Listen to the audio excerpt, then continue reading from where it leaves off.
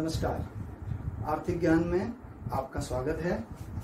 मैं दिनेश चंद सिंह रावत इस कोरोना काल में कोशिश कर रहा हूं कि आप सभी को घर से अर्थशास्त्र के बारे में उसकी मूलभूत अवधारणाओं को समझने में और समझाने में प्रयास करूं और आप लोग घर बैठे ही जो भी आपकी समस्याएं हैं उनको इस वीडियो के माध्यम से समझने की कोशिश करें, उसको देखें और जहां कोई आपको समस्या लगे तो नीचे कमेंट्स में लिखें, जिससे कि मैं आगे आपको और वीडियो के द्वारा अर्थशास्त्र के और कॉन्सेप्ट को क्लियर कर सकूं। यह वीडियो मूलतः मैंने उन विद्यार्थियों के लिए या उन बच्चों के लिए बना रहा हूं जो अर्थशास्त्र को शुरू कर रहे हैं, अर्थात कक्षा 9 में या 11 में, या फिर जो भी अर्थशास्त्र के बारे में सामान्य जानकारी चाहते हैं और उसका अध्ययन करना चाहते हैं। तो आज सबसे पहले हम अर्थशास्त्र की जो मूलभूत कॉन्सेप्ट है यानी मूलभूत अवधारणा है, अर्थशास्त्र क्या है, उसके बारे में हम जानेंगे। चलिए आइए शुरू करते हैं। तो अर्थशास्त्र जैसा कि नाम से अर्थ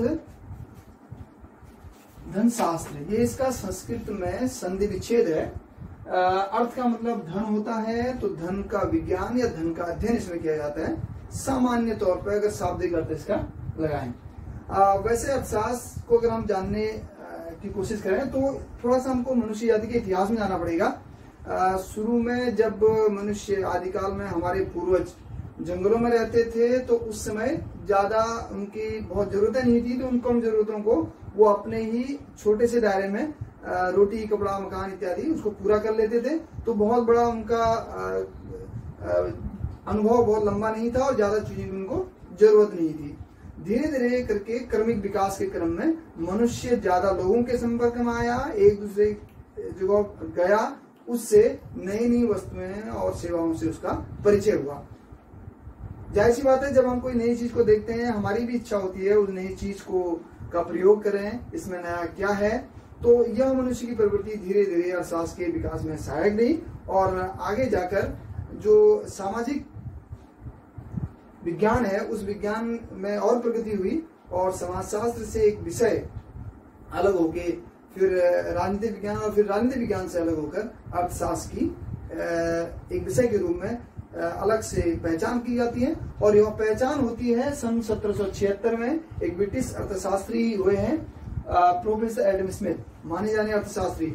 उनकी एक किताब आती है और जिस किताब का नाम है inquiry into the nature and causes of wealth of nations, अर्थात राष्ट्रों के धन के कारणों, राष्ट्रों के धन के स्वरूप और कारणों की खोज। तो यहां से अर्थशास्त्र को एक विषय के रूप में मान्यता मिलती है। अब चूंकि किताब प्रोफेसर एडम स्मिथ की है और उसी समय से इसको एक मान्यता मिल रही है, तो जाहिर सी बात है उनके द्वारा अर्थशास्त्र को एक नए विषय के रूप में मान्यता दिलाई गई। तो प्रोफेसर एडम स्मिथ को अर्थशास्त्र का जनक कहा जाता है। अब हम जानने की कोशिश करते हैं कि अर्थशास्त्र में हम पढ़ते क्या हैं और क्या अध्ययन करते हैं और शास्त्र से हमको मिलेगा क्या। हमारी जो जरूरतें होती हैं, हमारी जो आवश्यकताएं होती है, वह आवश्यकता कैसे पूरी हो। मेरी अभी यहाँ पर थोड़ी गर्मी हो रही है तो एक जरूरत है कि थोड़ा सा वातावरण ठंडा हो, तो मुझे पंखे की जरूरत है। तो ये मेरी जरूरत है, पंखा इसमें मेरी जरूरत है। थोड़ा और ज्यादा ठंडा करना है तो कूलर या फिर एसी, ये जरूरत है। इसी प्रकार से विभिन्न, मैं आपके सामने इसको लिख रहा हूं तो यह व्हाइट बोर्ड और ये मार्कर मेरी इसमें जरूरत है। तो ये विभिन्न प्रकार की जो जरूरतें होती हैं, मैंने कमीज पहन रखी है तो कमीज मेरी जरूरत है। इस प्रकार से भोजन करते समय मुझे रोटी, सब्जी या जो दाल है वो सब मेरी जरूरत में आता है। तो ये बहुत सारी जरूरतों की चीजें, शुरू में हमारी जरूरतें कम थी तो जरूरतों की चीजों को मनुष्य अपने सीमित से दायरे में, सीमित स्थान में स्वयं बना लेते थे और उसी से उनका काम चल जाता था। लेकिन विकास के क्रम में यह जरूरतें बढ़ती चलेगी तो एक स्थान पर सभी चीजों को बनाना संभव नहीं हुआ। तो निश्चित तौर पे एक स्थान पे जहां उत्पादन स्थल था और जहां जरूरत को पूरा करने के लिए चीज पहुंच रही है, दोनों के बीच बहुत बड़ा अंतर था। और यह अंतर को कैसे एक दूसरे के नजदीक लाया जाए, तो धीरे धीरे यह पूरी प्रक्रिया अर्थशास्त्र के दायरे में आ गई। तो मोटे मोटे तौर पर अगर हम अर्थशास्त्र को समझे तो अर्थशास्त्र सामाजिक विज्ञान की वह शाखा है जिसमें वस्तुओं और सेवाओं के उत्पादन, उसके वितरण, विनिमय और उपभोग का अध्ययन किया जाता है। तो इसको हम ऐसे समझ सकते हैं कि जो भी हमारी जरूरतें हैं, जो भी हमारी आवश्यकताएं हैं, उन जरूरतों को पूरा करने के लिए जो भी सारी क्रियाएं की जाती हैं, उन सारी क्रियाओं का अध्ययन अर्थशास्त्र के अंतर्गत किया जाता है। यानी विषय के रूप में अर्थशास्त्र इन सभी क्रियाओं का अध्ययन ही है। अब इसको थोड़ा और आगे बढ़ते हैं। तो ये जो हमने अभी बातें की कि उपभोग, उत्पादन, विनिमय, वितरण, इससे संबंधित, तो इसे अर्थशास्त्र का विषय क्षेत्र कहते हैं। अर्थशास्त्र में हम मुख्य रूप से इन्हीं 5 जो क्रियाएं हैं इसी के इर्द गिर्द अध्ययन करते हैं और यही अर्थशास्त्र का विषय क्षेत्र भी है। तो एक एक करके इसको थोड़ा सा जानते हैं कि उपभोग क्या है, उत्पादन क्या है, विनिमय क्या है, वितरण क्या है और राजस्व क्या है। सबसे पहले शुरू करते हैं उपभोग से।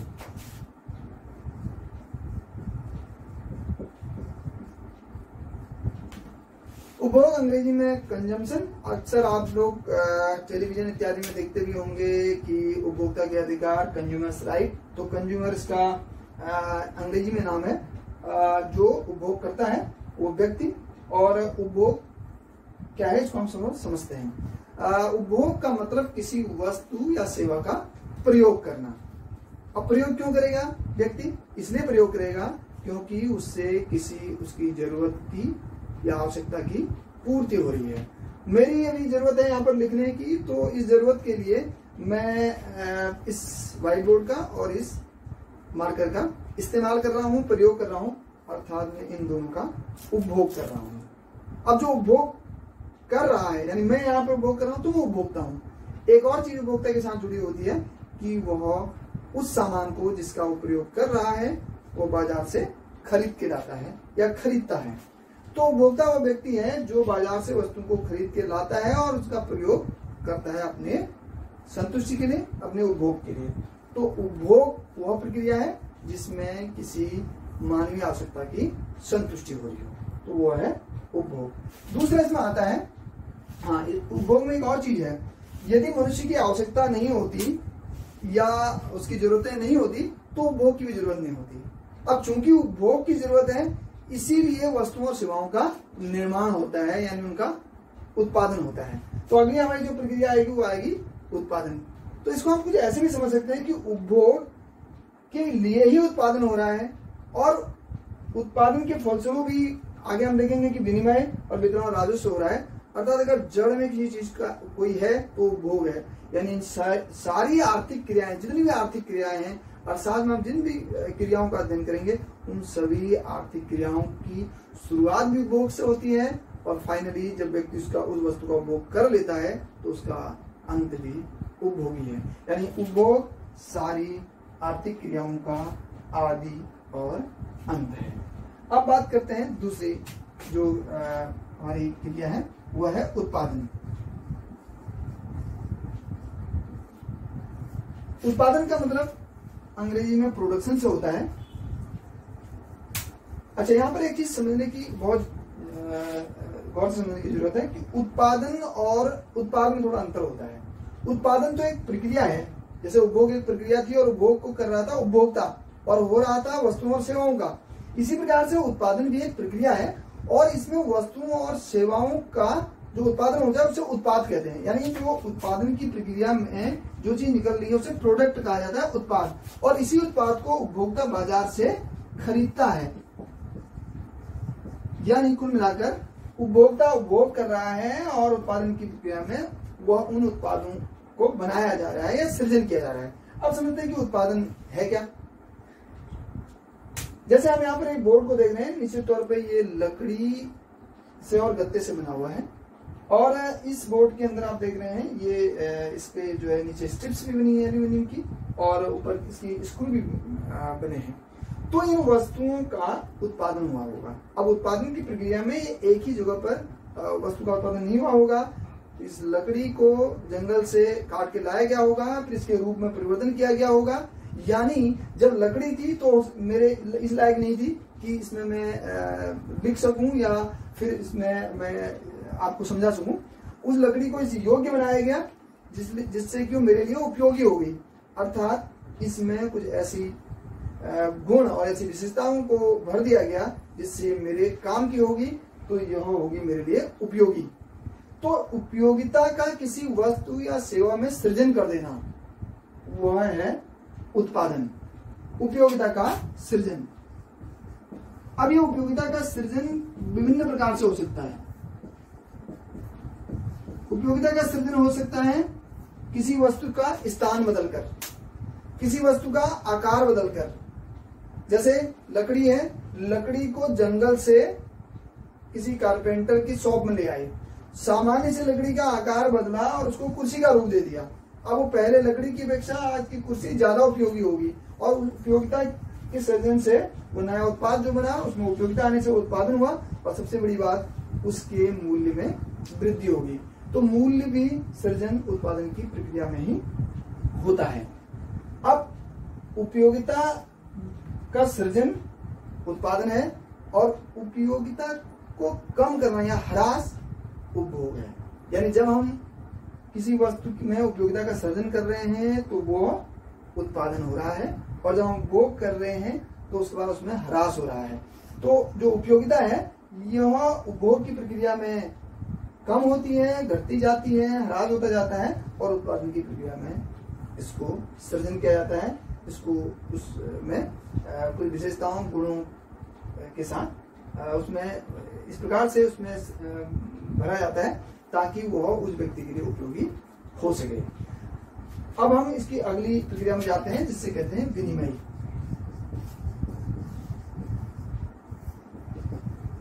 विनिमय अंग्रेजी में एक्सचेंज। अच्छा, विनिमय साधारण तो हम जो लेते हैं कि वस्तुओं का आपस में अदला बदली, कि मैंने आपको एक वस्तु दी और आपने मेरे को वस्तु दी।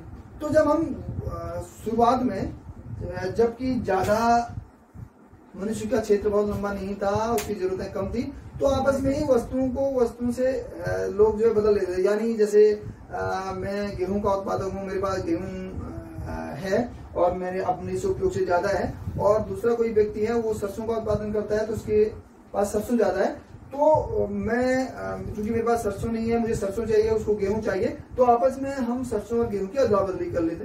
तो यह वस्तु विनिमय कहलाता था। अब आज के युग में वस्तुओं का जो विनिमय होता है या सेवाओं का जो विनिमय होता है, इसमें एक बीच में माध्यम होता है। यानी विनिमय के लिए एक माध्यम जो होता है वो होता है मुद्रा। अर्थात किसी वस्तु को पहले मुद्रा में बदलते हैं, तब आपको अगर दूसरी वस्तु चाहिए फिर मुद्रा को उस वस्तु में बदल दिया। कुल मिलाकर विनिमय का मतलब दो या दो से ज्यादा पक्ष हों और उनके बीच किसी वस्तु को लेकर ऐच्छिक, पारस्परिक और वैधानिक हस्तांतरण हो रहा हो। अर्थात वस्तु या का जो है अगर वैधानिक हो, ऐच्छिक हो, पारस्परिक हो, अगर हस्तांतरण हो रहा है तो वह विनिमय है। अब अगर वस्तु का वस्तु के रूप में आपस में अदला बदली हो रही है तो वस्तु विनिमय हो गया, और अगर मुद्रा के माध्यम से हो रहा है तो वह मुद्रा विनिमय हो गया। अभी विनिमय किया क्यों जा रहा है? इसलिए किया जा रहा है ताकि उत्पादित वस्तु, माना एक खेत में गेहूं उत्पादन हो रहा है और बिस्किट बनने हैं, तो उस बिस्किट को बनने के लिए गेहूं पहले किसी बेकरी में जाएंगे, वहां पर वो आटा या मैदा जो भी है वो बनेगा, उसके बाद उसमें उपयोगिता का सृजन होगा, एक वस्तु बनेगी जिसे हम बिस्किट कहेंगे, और उस बिस्किट जो है उत्पाद है वह उत्पादन की प्रक्रिया में उसमें उपयोगिता का सृजन हो गया। यानी अब हमारे खाने के लिए, हमारी जरूरत के लिए वो एक चीज या वस्तु बन गई। उसके बाद वो वस्तु बनी बेकरी में और हम बैठे हैं अपने घरों में, तो वहां से उस वस्तु को हमारे घरों तक पहुंचाने तक बहुत सारे प्रक्रियाएं होंगी, बहुत सारे लोग उसमें शामिल हो जाएंगे, और इस पूरी प्रक्रिया में व्यापार होगा। व्यापार का मतलब कुछ लोग वहां से उसको दुकानों तक लाएंगे, दुकानों से फिर हम लोग खरीदने के लिए जाएंगे, तो यह पूरी प्रक्रिया विनिमय कहलाती है। तो विनिमय किसी वस्तु को उत्पादन स्थल से उपभोक्ता तक पहुंचाने के लिए जरूरी होती है। चौथा है इसमें वितरण।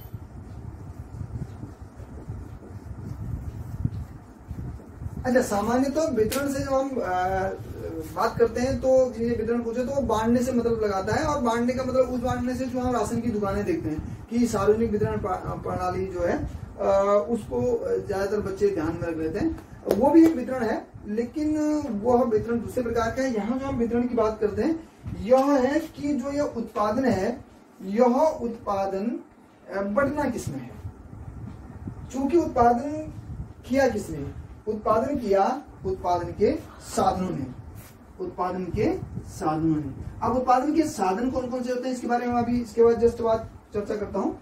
तो जो उत्पादन के साधन है, अब माना वस्तु विनिमय है, एक खेत में गेहूं का उत्पादन हो रहा है, उस गेहूं के उत्पादन में जिसका जो गेहूं को उत्पादित कर रहा है उसने किसी का खेत किराए पर लिया है या उसने उसको उत्पादन कार्य के लिए किसी से लिया हुआ है, तो उस प्रक्रिया में जो व्यक्ति उत्पादन कर रहा है उसको कुछ मजदूर लाने पड़ेंगे, हो सकता है उसने बैलों का प्रयोग किया हो या फिर ट्रैक्टर का प्रयोग किया हो, इसके अतिरिक्त उसने कुछ पैसा उसके लिए कर्ज लिया होगा खाद बीज उर्वरक इत्यादि के लिए।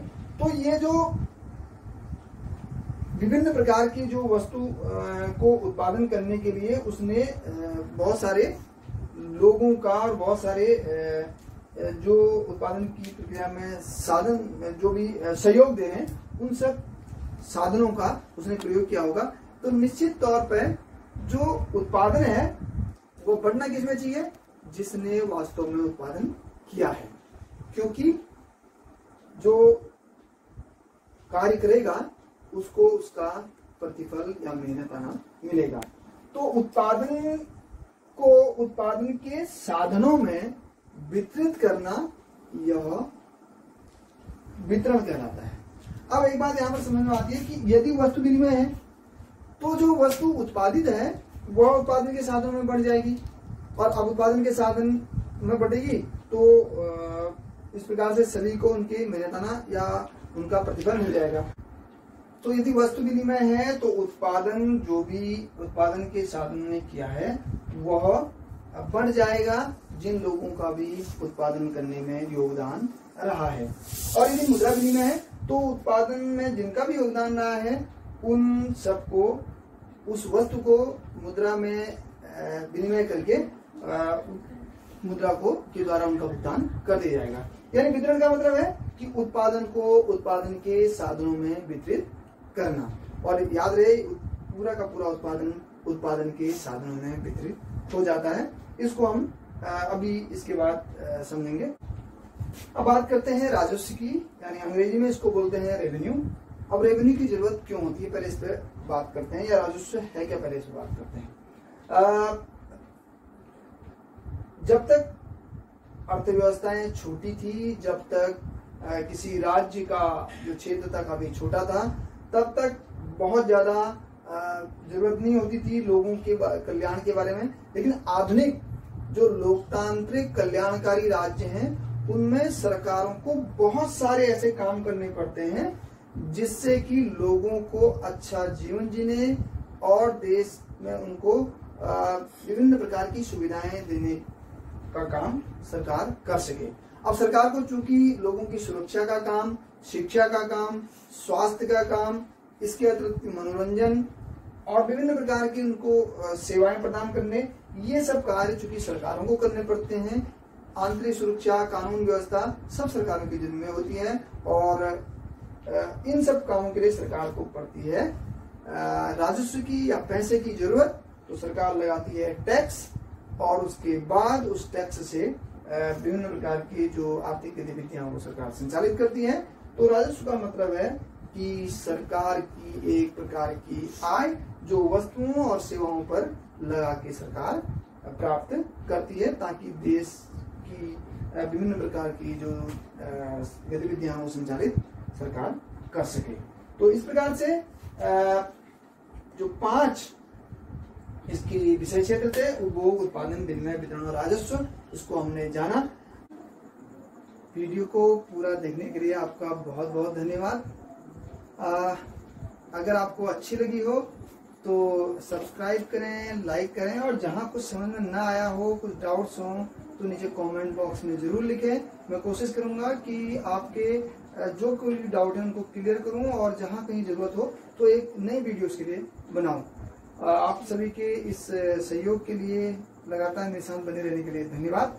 और इसके तुरंत बाद मिलता हूं आपके साथ एक और वीडियो के साथ जो होगा उत्पादन के साधन। धन्यवाद।